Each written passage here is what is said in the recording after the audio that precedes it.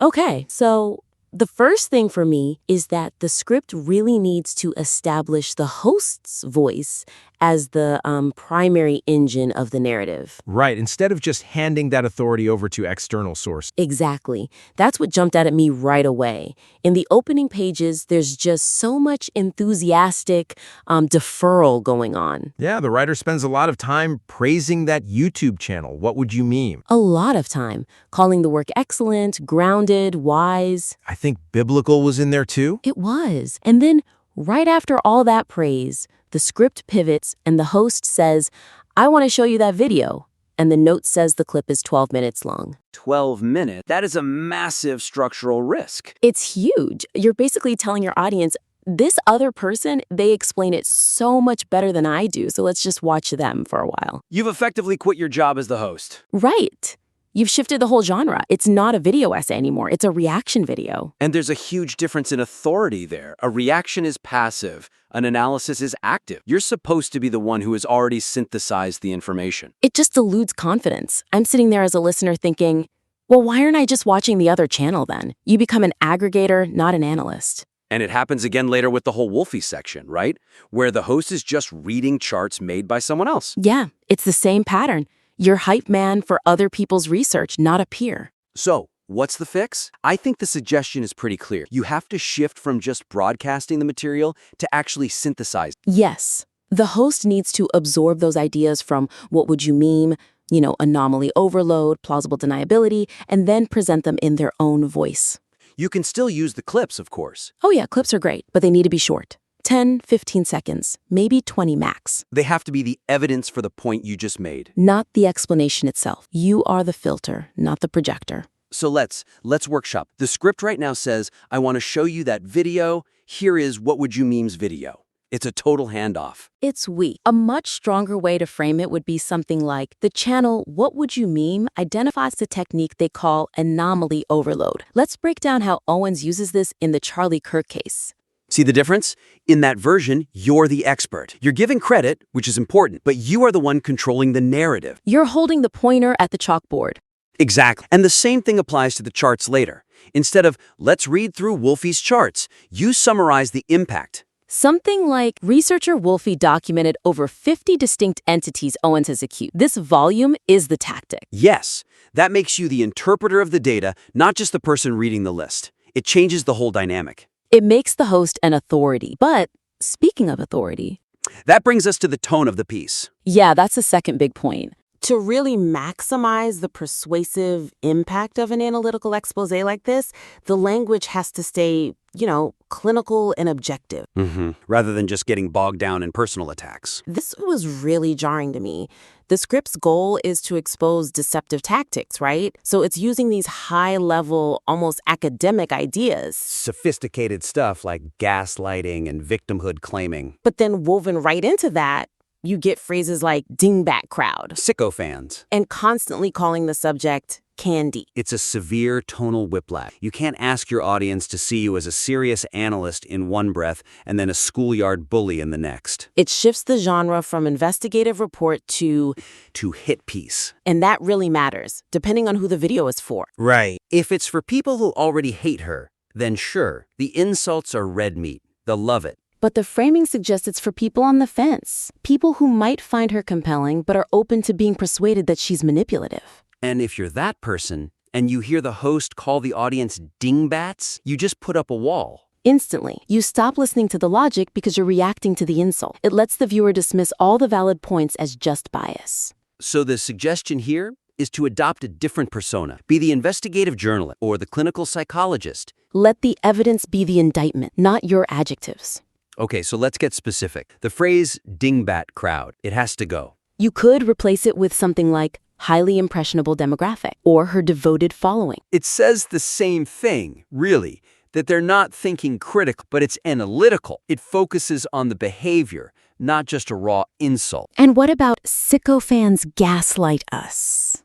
The word sicko is just so emotional. It sounds hysterical. A better way would be, her supporters are conditioned to reject contrary evidence. That explains the mechanism. It turns a complaint into a diagnosis. I think the most damaging one, though, is the nickname Candy. It just feels so petty. It is petty. It screams, I don't respect this person enough to use their actual name. And that destroys any appearance of objectivity. You have to get rid of it. Use Candace Owens or just Owen. A last name creates professional distance. Think about a courtroom. A prosecutor doesn't use nicknames for the defendant. Exactly. When you say Owens falsely claimed X, it sounds like a fact. When you say Candy lied about X, it sounds like a grudge. That professional distance makes the accusation hit so much harder. That's a great way to put it. Impartiality creates weight. If you sound like you hate her, people think you might be biased. If you sound indifferent but the facts are damning, people believe the facts. Okay, so let's move to the third point. This is about how all that evidence is delivered. Right. The presentation of evidence requires really strict curation, or you'll make the listener tune out from the very anomaly overload the script is trying to critique. And this goes right back to those Wolfie charts. The script makes the classic mistake of thinking more is better. It's just a list. The host literally reads page 1 of the chart, then page 2, then page 3, and we're just hearing a flood of names: Andrew Culver, J.D. Vance, Romanian Angels, Operation Paperclip, drones, the Zodiac Killer. I was zoning out just hearing you list those few right now.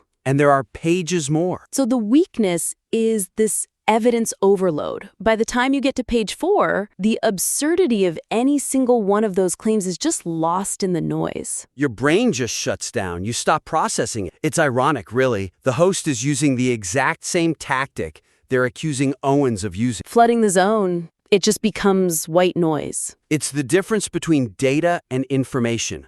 The raw list is just data. The story it tells is information. So the suggestion here is to use the rule of 3. The brain just processes patterns of 3 really well. Pick the 3 best examples, the most distinct one. Analyze those, and then just mention that a bigger list exists if people want to see it. So instead of reading the whole list, how would you group them? You categorize. You show the breadth of the tactic without the exhaustive length of the list. Okay. The host could say something like this. She doesn't just target political rivals. She targets allies, like Turning Point USA, historical anomalies, like the Zodiac Killer, and even abstract concepts, like the military itself. That's so much tighter. It covers the whole spectrum in one sentence. Political, historical, abstract. It's way more effective than a list of 50 names nobody will remember. And once you've shown the breadth, you anchor it. You zoom in on one specific case to show the depth of the deception. Like the Charlie Kirk and Netanyahu letter thing that comes up later. That's a perfect example. Perfect. Instead of listing 20 context-free names, spend 2 minutes walking us through that one story. Show us how she demanded the letter be released. Netanyahu released it. And then she claimed the release itself was suspicious. That narrative is damning.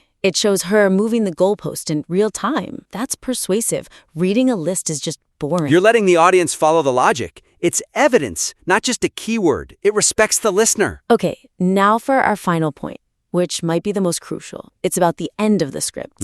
When you're introducing your own original ideas alongside established research, the new concepts have to be defined with the same intellectual weight. Or else the whole argument just fizzles out at the end. Exactly. This is a structural failure right at the climax. We spend the first half of the script learning these high-concept terms from What Would You Meme? Right. Anomaly overload, plausible deniability, spiritual shifting. They sound sophisticated, codified. They make the host sound smart for knowing them. But then, at the end, the host introduces their own terms. And what are they?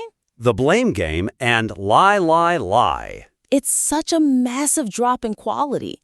It feels like all the air goes out of the balloon. Lie, lie, lie isn't a tactic. It's just a description of bad behavior. It sounds like a kid on a playground. It really does. It feels like the script runs out of intellectual steam right when it should be delivering its strongest punch. The host's own ideas just feel flimsy compared to the research they were citing. And that's a huge problem. The conclusion should be the strongest part. If you end on weak terminology, the whole analysis feels less deep than it actually is. So the suggestion is to reframe these additions, give them the same kind of sophisticated psychological or rhetorical weight as the earlier terms. Give the lying a framework. Okay, let's workshop lie, lie, lie. What is the host actually describing there? They're describing how she uses a sheer volume of lies to create a sort of safety net, right? If you lie about everything, no one can pin you down on any one thing.